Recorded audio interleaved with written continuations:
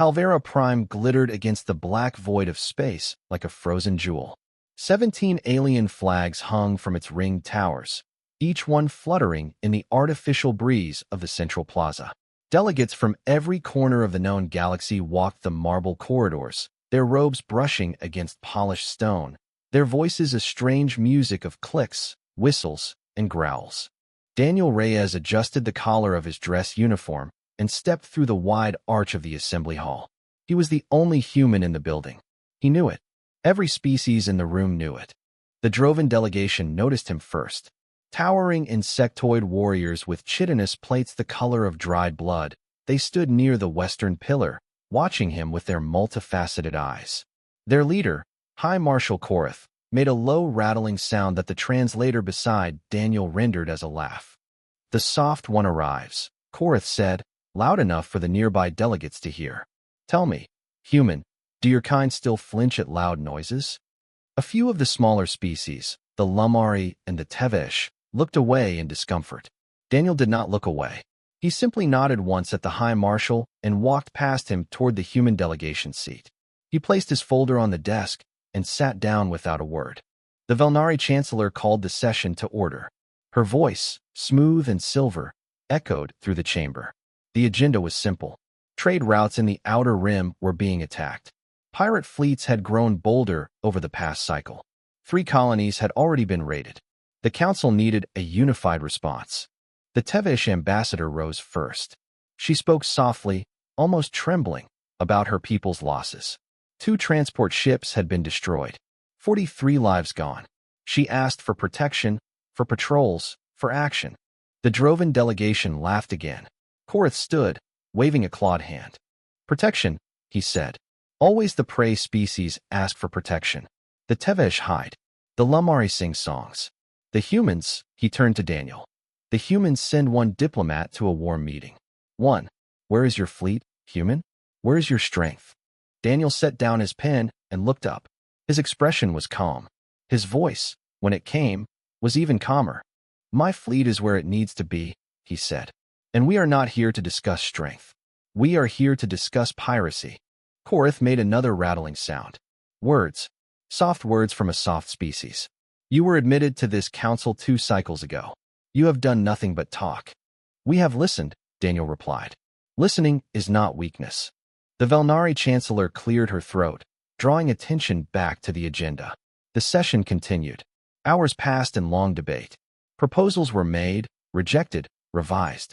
The Drovan offered to send their warriors but demanded payment in mineral rights. The Lumari objected. The Tevesh wept quietly. Daniel spoke only twice, both times to suggest joint patrols and shared intelligence networks. Both times, the Drovan dismissed his ideas without consideration. When the session finally ended, the delegates moved into the main plaza for the formal reception. Servers in white tunics carried trays of strange foods and stranger drinks. Music played from hidden speakers. Daniel stood near a tall window, looking out at the stars. He had not eaten. He had not spoken to anyone since the close of the session. A small figure approached him. The Lumari ambassador, a thin being with pale blue skin and large dark eyes, came to stand beside him. She held a cup of something that glowed faintly. "You are very quiet, human," she said. "Does the noise of this place bother you?" "No," Daniel said. "I am just watching." "Watching what?" He nodded at the great window. "Everything." She followed his gaze. Outside, ships came and went from the docking rings. Lights blinked in the distance. The endless black stretched away forever. "The Drovan are cruel to you," she said quietly. "I am sorry for that." Daniel turned his head slightly and gave her a small smile. "Do not be sorry. They speak from what they know. They have not yet learned what they do not know." The Lumari ambassador studied his face. Something in his eyes made her feel cold for a moment, though she could not say why. He looked gentle. He sounded gentle. But there was something underneath, something quiet and patient and old. She took a step back without meaning to. "You are a strange creature, human," she said. "So I have been told." A bell rang somewhere in the upper levels. The reception was ending. Delegates began to drift toward their guest quarters. Daniel finished his glass of water, set it on a passing tray, and bowed slightly to the Lumari ambassador. "Rest well, ambassador," he said. "Tomorrow will be another long session." She watched him walk away, his back straight, his steps measured. He did not look like the warriors she had seen in old recordings. He did not look dangerous. He looked like a tired man at the end of a long day. She turned back to the window and sipped her glowing drink. Far beyond the station, deep in the dark gulf where no patrols flew, 12 ships moved in tight formation. Their hulls were black, scarred, and unmarked. Their weapons glowed faintly with stolen Drovan power cores. Inside the lead vessel, a tall figure with red eyes leaned over a tactical map and smiled with too many teeth. The station's defense schedule was open before him. Shift changes, shield rotations, delegate quarters. He had paid well for the information.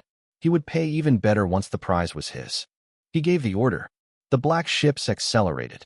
Halvera Prime continued to glitter against the void, unaware that the night was already over.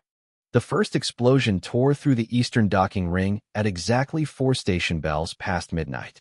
The blast was so sudden, so complete, that for half a second no one understood what had happened. Then the alarms began. Klaxons screamed through every corridor. Red lights flooded the white marble halls. The artificial breeze in the central plaza died as ventilation systems shut down for emergency lockdown. Delegates who had been resting in their quarters stumbled into hallways in robes and sleeping garments, confused and afraid. Daniel was already awake. He had not undressed. He had been sitting by the window of his quarters, watching the stars, when he saw the flash. He stood up, calmly, and walked to the door. By the time the first official announcement reached the speakers, he was already in the corridor. All delegates report to safe rooms. All delegates report to safe rooms. The station is under attack. The voice repeated the message in 17 languages. Panic spread faster than the warning. A group of Tevesh delegates ran past Daniel, weeping, calling out for their guards. The Lamari ambassador stumbled into the hall, clutching a small bag to her chest, her large eyes wide with terror. Daniel caught her arm gently as she nearly fell. "Ambassador," he said. "This way. Stay close to me." She nodded, unable to speak.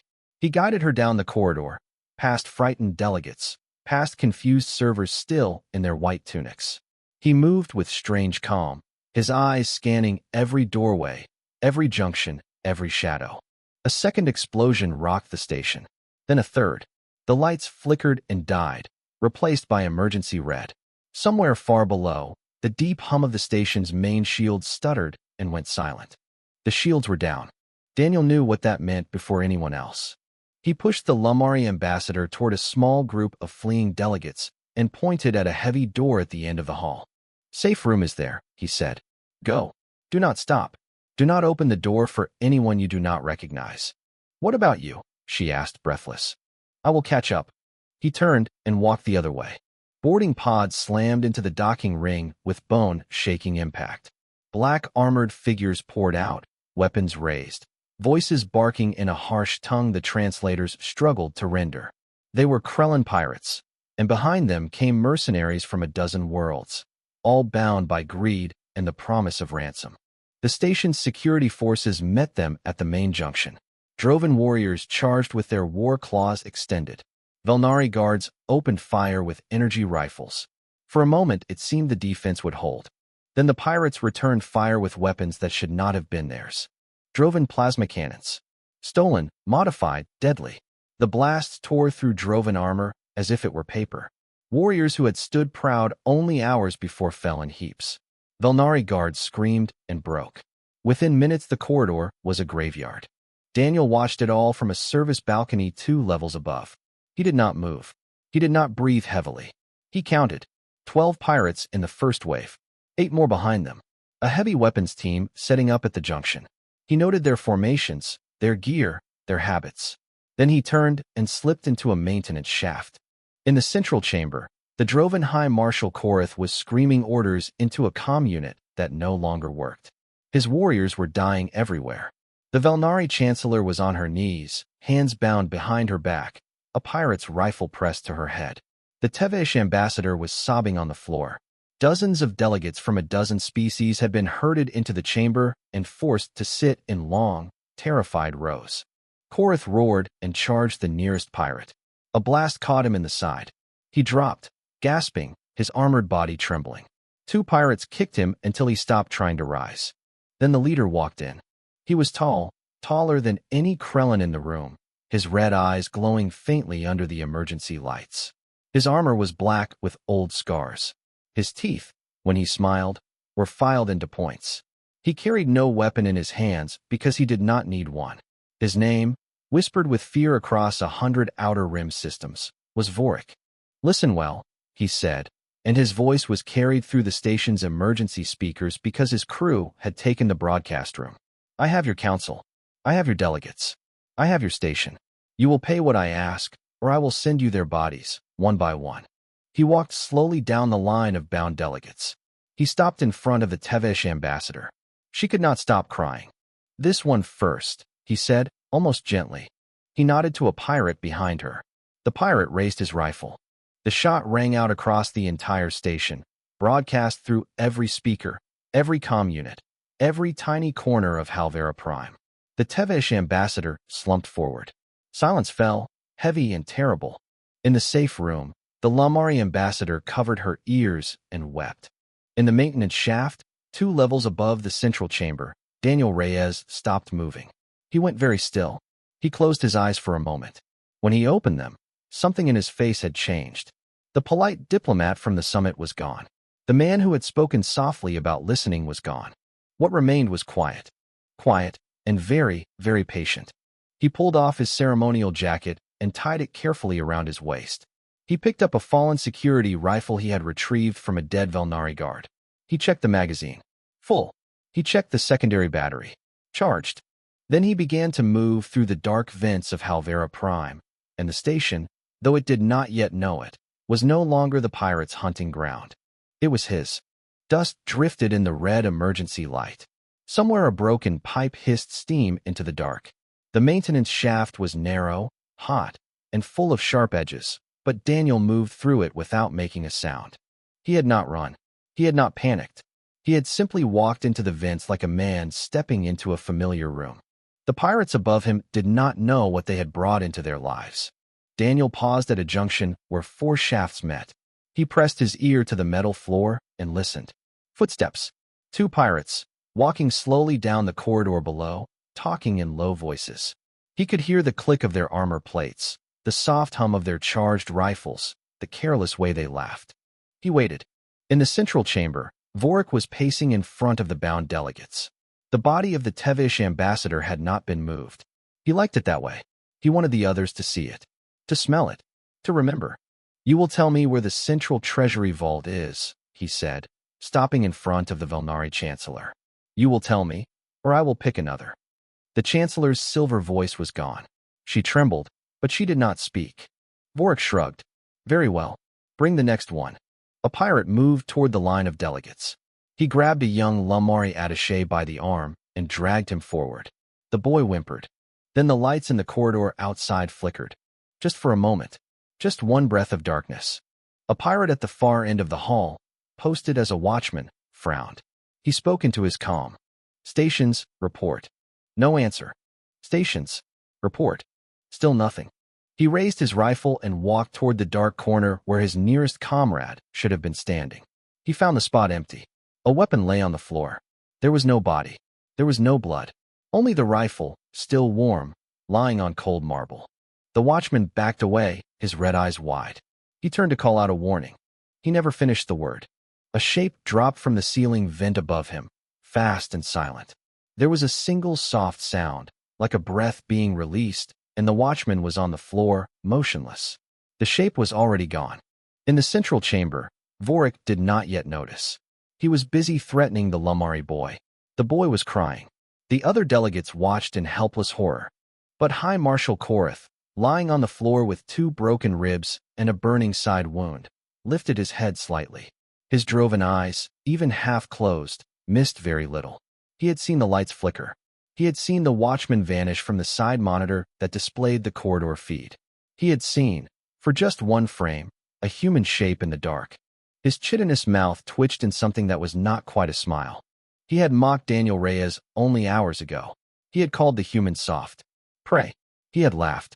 Now, lying broken on the floor, he began to wonder if he had insulted something he should have feared instead. 2 corridors away, Daniel moved like water through the wreckage. He had taken the watchman's secondary blade and tucked it into his belt. He carried the rifle low, ready, his eyes constantly scanning. He did not feel anger. He did not feel rage. There was no storm in him, no shaking hand. There was only a cold, clear focus, the kind that humans had carried in their bones since long before they had words for it. His ancestors had hunted across the open plains of Earth with sharpened sticks and patience. They had outlasted faster animals, stronger animals, deadlier animals. They had survived ice ages and predators with teeth as long as their forearms. The galaxy did not know this. The galaxy had only seen humans for a few short cycles, smiling in suits, signing trade deals, drinking cups of water in marble halls. The galaxy had never seen a human do what humans were built to do. Daniel reached the next junction. 3 pirates stood there, guarding a sealed door. They were tense, alert, their eyes on the main hallway. They did not look up. He took the first one with a knife from the shadows. The second turned, mouth opening to shout, and got no further. The third managed to fire one shot into the wall before he too was down. Daniel stood in the silence, breathing slow, listening for any response. Nothing came. The pirate's communication system was working, but his targets had not had time to use it. He moved on. In the central chamber, a pirate finally noticed that 2 of his patrols had stopped responding. He walked over to Vorik and whispered something in the Krellan tongue. Vorik frowned. He waved at a side console. "Show me." The pirate brought up the security feeds. They flickered through dozens of camera angles. The eastern corridor was empty. The lower deck was empty. The medical wing showed only bodies, but no movement. Then, on one of the screens, a flicker, a figure passing through the edge of frame. Just for a moment. A human shape. Vorik leaned in. "Replay that." The pirate rewound. They watched it again. A man in dark clothing, moving fast, vanishing into shadow. No fear in his step. No panic. Just movement. Vorik's red eyes narrowed. Who was that? No one answered. The Velnari Chancellor, kneeling on the floor with her hands bound, lifted her head slowly. She had also seen the figure on the screen. She knew his shape. She knew his calm walk. For the first time since the attack began, something other than terror touched her heart. It was not exactly hope. It was something quieter and stranger than hope. It was the feeling a small creature gets when it realizes that the larger predator that had been hunting it has suddenly turned its head and started running from something else. Above them, hidden in the dark vents of Halvera Prime, the human kept hunting. 3 pirates walked the lower deck corridor, rifles raised, eyes flicking between every door and shadow. They had been told to stay together. They had been told not to split up. Their captain had been very clear about that. The leader, a hardened Krellan named Drask, led them past a row of dim crew quarters. He had killed for 10 cycles in the Outer Rim. He had boarded 50 ships. He had never once felt afraid. He was afraid now. "Keep moving," he muttered to the 2 behind him. "Stay close." The corridor curved to the left. They turned the corner together. Drask glanced over his shoulder to check on his men. There was only one man behind him. The 3rd pirate was gone. Drask froze. The remaining pirate, a younger Krellan named Vol, swung his rifle wildly down the hall. There was nothing there. No body. No sound. No sign of struggle. Just the empty corridor and the hum of the broken ventilation system. "He was right behind us," Vol whispered. "He was right behind us. I heard his armor." Drask raised his comm. "Patrol 4 to command. Patrol 4 to command. We have lost a man. Repeat, we have lost a man. Send backup." The comm crackled. There was no reply. He tried again. Nothing. Vol began to back up against the wall. His breathing was fast now. His eyes darted everywhere at once. "Drask. Drask, what is happening?" Drask did not answer. He had finally noticed something. The dim ceiling lights down the corridor had stopped flickering in a regular pattern. One of them was out completely. He stared at the dark spot. There was a vent panel just above it. The panel was very slightly out of place. Drask raised his rifle slowly toward the ceiling. A shape dropped behind Volume. Vol made a single short sound and fell. His rifle clattered on the floor. Drask spun around and fired wildly into the darkness, the muzzle of his weapon flashing, the air filling with the smell of scorched metal. He hit nothing. The shape was already gone. He ran. He ran down the corridor, past empty doorways, past pools of red emergency light, past the bodies of patrols that had vanished before his.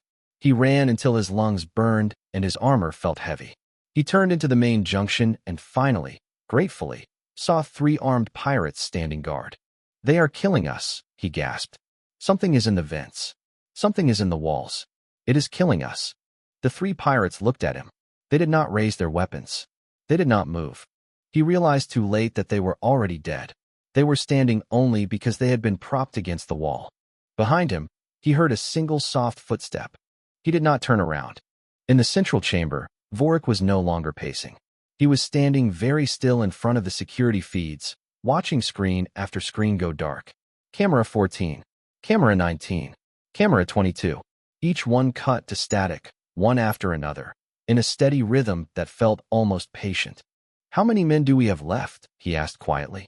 His second in command, a Krellin named Marn, checked the count. The number on his display had been 72 when they had taken the station. It now read 31. In 2 hours, more than half of his force was gone. Vorik turned to the bound delegates. He searched their faces for fear, for confusion, for anything he could use. The Tevish were terrified. The Lumari were trembling. The Velnari Chancellor was pale and silent. But High Marshal Korath, the wounded Drovan, was watching him with strange, calm eyes. Vorik walked over and crouched in front of the Drovan. "You know what this is, do you not, insect?" Korath did not answer at first. His breathing was shallow. His side wound was deep. But he met the pirate's red eyes without flinching. "I know," he finally said. "Tell me." Korath's chitinous mouth pulled back in something that was almost a smile. "It is the human." Vorik laughed, but the laugh was thin and short. "The human? The little soft one in the suit? You think he is doing this?" Korath nodded slowly. "I mocked him. I called his species prey. I was wrong. He is one man. He is enough." The other delegates listened. Even in their terror, they heard the strange certainty in the Drovan's voice. The Lumari attaché, still alive, looked up at the security screens with new eyes. Vorik stood up. He walked back to the feeds. Another camera went dark as he watched. For the first time in his long, cruel life, the pirate captain felt something cold settle in his chest. He turned to Marn. "Pull every man back to the central chamber. Every single one. No more patrols. No more sweeps. They die when they are alone. Captain, if we pull them back, we lose the lower decks." "I do not care about the lower decks. Pull them back. Now." Orders went out across the comms. The remaining pirates began to retreat through the dark corridors, abandoning their checkpoints, leaving behind their dead. They moved in groups of 6 and 7 now, weapons raised, eyes wide. They did not speak. In the maintenance shafts above them, Daniel watched them flee.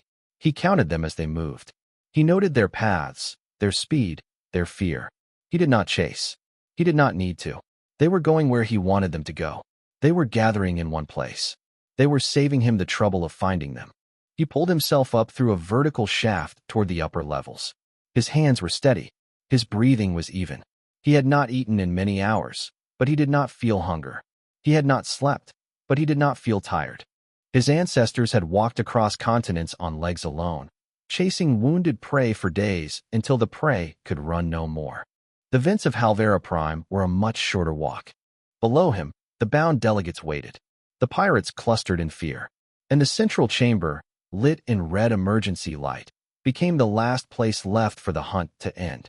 The central chamber had become a fortress of fear. 31 pirates were now packed into the vast circular room, their backs to walls, their rifles aimed at every door, every vent, every shadow. The bound delegates were clustered in the center, ringed by the heaviest weapons. Vorik stood at the broadcast console with his teeth clenched and his red eyes fixed on the security screens. Almost every camera was dark now. Only 3 feeds still worked, all of them inside the chamber itself. "He cannot reach us in here," Marn said, more to himself than to anyone. "There is only one way in. The main door. Reinforced. Sealed. He cannot reach us." A pirate near the western wall coughed. He coughed again. He looked confused. Then he slid slowly down the wall and did not move. The pirates around him scrambled back, weapons raised. There was no shooter. No attacker. They looked up at the ceiling, at the floor, at every direction. There was nothing. Then another pirate, this one near the door, gasped softly and collapsed. Vorik stared. His mind raced. There was no one in the room except his men and the bound delegates. The doors were sealed. The vents were too small for a body to fit through unnoticed. How was this happening? He looked up at the ceiling. The ventilation grills were small, yes, too small for a man to crawl through, but large enough for a thin tube, large enough for a small canister, large enough for the hiss of a pressurized agent that could not be seen, could not be smelled, but could find its way down to the floor and into Krellin lungs. A third pirate fell. Masks! Vorik roared. Filter masks now. His men scrambled. Half of them did not have filter masks. They had not expected to need them. They had expected to be the hunters tonight. The doors of the chamber hissed. Every pirate weapon in the room snapped toward the main entrance. The doors slid open slowly, smoothly, as if someone had simply requested entry through the proper channel. A single figure stood in the doorway. Daniel Reyes walked in slowly. His ceremonial uniform was gone. He wore only the dark undershirt and trousers beneath it, both streaked with soot, sweat, and dried Krellin blood. His hands were empty. He carried no rifle. The fallen security weapon he had used through the night had been left somewhere in the corridors above. He had no shield, no armor, nothing but his own steady breath and his own slow, certain steps. The pirates opened fire. 20 rifles flashed at once. The doorway lit up with plasma. The chamber filled with sound and heat. For 3 full seconds the firing did not stop. When it stopped, the doorway was empty. Daniel was not in the doorway anymore. He was already inside the room. He had moved at the first muzzle flash, faster than the pirates expected, sliding low along the wall on the right side of the entry. By the time their fire converged on the door, he was already among the pirates closest to it. The first pirate fell before he understood what was happening. The second tried to turn his rifle and lost it instead. The third raised an arm to block and found that the human was already past him. The pirates in the back, near Vorik, began to fire wildly toward the close fighting. They hit their own men. The chamber filled with screams and panic. The bound delegates pressed themselves to the floor. The Velnari Chancellor pulled the small Lamari attaché down beside her and shielded him with her body. High Marshal Korath lifted his head as much as his wounds allowed, watching with eyes that did not blink. The Drovan saw it all. The human did not roar. He did not shout battle cries. He did not waste motion. He moved through the pirates like a shadow that had decided to take physical form. He used a fallen rifle for 2 seconds, then dropped it. He used a knife for 3 pirates, then dropped that too. He used his hands, his elbows, his knees. He used the chamber itself, the corners, the consoles, the bodies already on the floor. In 90 seconds the firing stopped. Marn was the second to last to fall. He had tried to drag a delegate up as a shield. He had reached for the Velnari Chancellor. He never closed his hand. Daniel was there before he could. Then there was only Vorik. The Krellin captain stood alone at the broadcast console, his red eyes wide, his many-toothed mouth slightly open. He had a heavy plasma pistol in one hand. He had not yet fired it. He could not seem to remember how. Daniel walked toward him slowly. He was not breathing hard. He was not even sweating much. His hands were open and empty. Vorik raised the pistol. His arm trembled. "Stay back," he said. "Stay back, human. I will kill them. I will kill all of them." Daniel did not stop. Vorik fired. The shot went wide and struck the wall.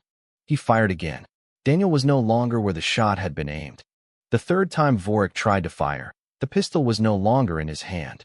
He did not see how it had been taken. He only knew that the human was now standing very close to him, calm, quiet, looking up at him with eyes that held no anger and no joy. "You broadcasted death across this whole station," Daniel said softly. "You wanted them to hear it." Vorik tried to speak. He could not. Daniel reached up and pressed a single button on the broadcast console beside them. The station-wide channel opened. Every speaker in every corridor of Halvera Prime lit up, ready to carry sound. Then Daniel ended Vorik with quiet, terrible finality. The sound carried through the entire station. Every alien in every safe room heard it. Every delegate, every guard, every frightened citizen. It was not loud. It was just very, very final. Daniel stepped back from the console. He turned to the bound delegates on the floor. He walked to the Velnari Chancellor first. He knelt beside her and gently cut the bindings on her wrists with a small blade. "You are safe now, Chancellor," he said softly. "I am sorry it took so long." She stared at him. She could not find her voice. He moved to the next delegate, then the next. His hands were gentle. His voice, when he spoke, was the same calm voice from the summit hall the day before. The Lamari ambassador, freed last from a side cluster of bound diplomats, looked up at his face. She finally understood what she had seen behind his eyes the night before. She still could not find a word for it. But now the whole galaxy would have to learn one. Dawn came to Halvera Prime in the form of a long, slow shaft of starlight cutting through the broken eastern dome.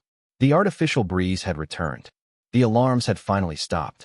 Repair drones moved silently through the corridors, sealing breaches and clearing wreckage.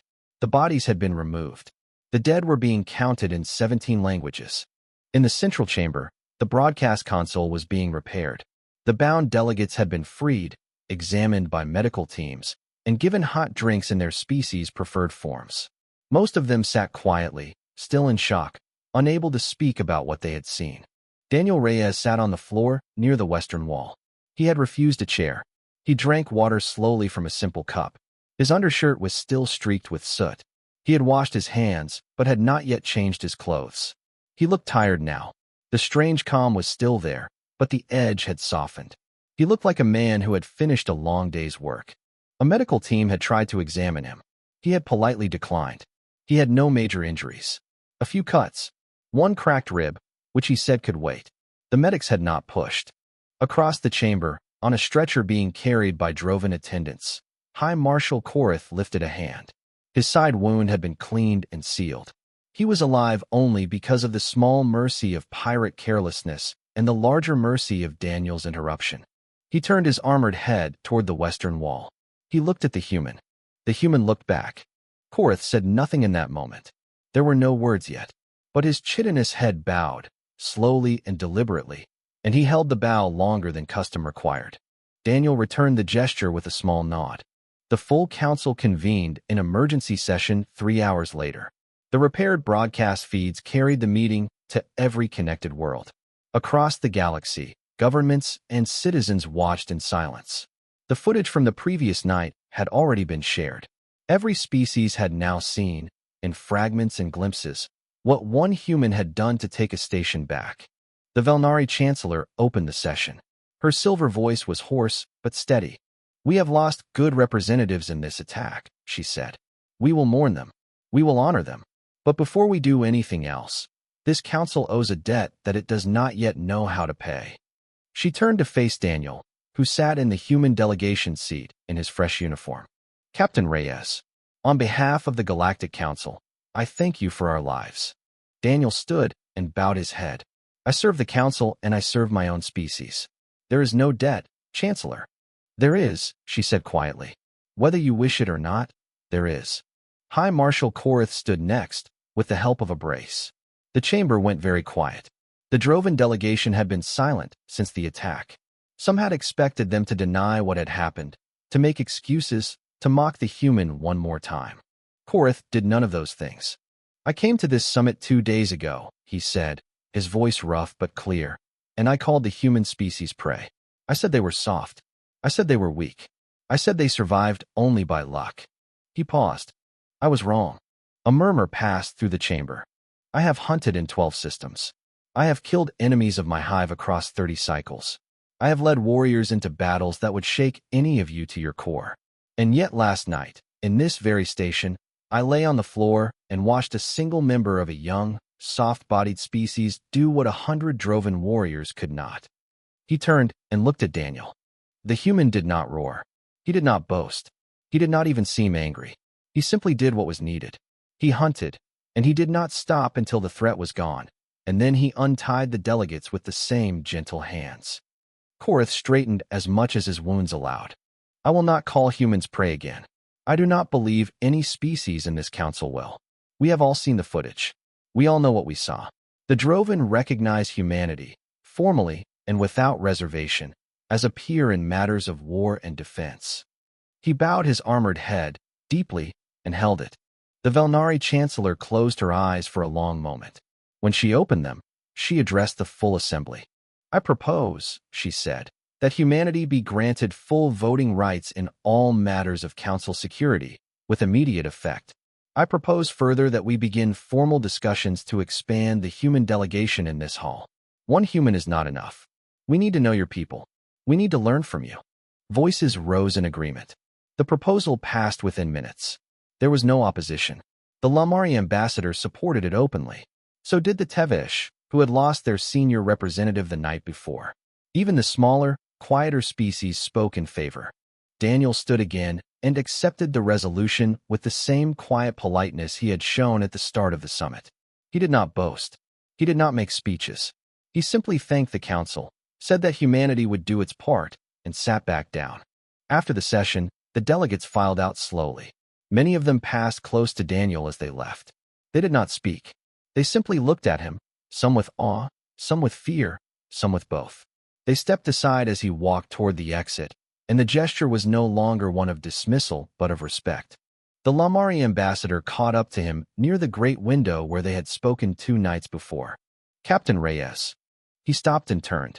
"Ambassador, I asked you, that first evening, what you were watching." She looked up at him with her large dark eyes. "You said everything. I did not understand then. I think I understand now." Daniel smiled faintly. "I am sorry you had to learn it this way." "I am not," she said softly. "I think the galaxy has been asleep for a long time. We needed to wake up. Perhaps you were sent to wake us." He shook his head gently. "No one sent me. I was just here." She looked at him for a long moment. Then she bowed, deeply, and walked away. Daniel turned back to the window. Outside, ships were arriving. Earth Command had finally received his transmission. 3 human cruisers were docking at the Eastern Ring. Repair teams were already at work. The galaxy would rebuild Halvera Prime. It would also rebuild its understanding of humans. He pulled a small communicator from his pocket and opened a channel to Earth Command. "Captain Reyes reporting," he said quietly. "Summit successful. Treaty signed. Council allies acquired." The voice on the other end was sharp. "Casualties. Among the delegates, 12. Among the pirates, all." A pause. "Understood, Captain. Welcome home." He closed the channel and slipped the communicator back into his pocket. Outside the window, the stars were beginning to fade against the brightening edge of the station's day cycle. The galaxy now knew what humans were. It would not forget.